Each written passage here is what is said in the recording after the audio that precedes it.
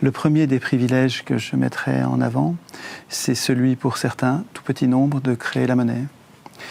Il me semble que dans une société, le droit des peuples à disposer d'eux-mêmes, la possibilité pour les populations de décider de leur destin dépend directement de leur aptitude politique à créer la monnaie nécessaire pour financer leurs activités. Et les peuples qui ont renoncé, qui ont perdu ou qui se sont fait voler ou qui ont renoncé volontairement à la création monétaire publique ont perdu en même temps leur souveraineté politique.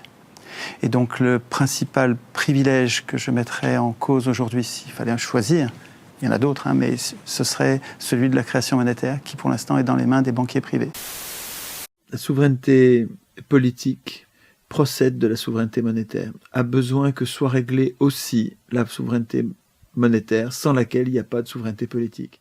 Si vous laissez les arbitrages monétaires aux acteurs financiers privés, la souveraineté politique que vous avez cru vous donner en écrivant la Constitution, elle est factice, parce que quand vous allez prendre des décisions, quand vos acteurs politiques ou vous-même allez prendre une loi et décider que tel projet était nécessaire pour nous, mais qu'il y a un gars qui n'est pas vous, qui peut dire « oui, ça on le finance », mais qui peut dire aussi « non, mais ça on le finance pas, parce que ça lui plaît pas ».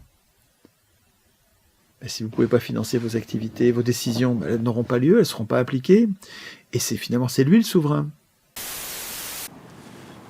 Il n'y a aucune raison logique, rationnelle, conforme au bien commun, qui légitime qu'on abandonne, qu'un corps social abandonne la création monétaire à certains des humains qui font partie du corps social. C'est extrêmement dangereux, ça rend ces humains hyper puissants.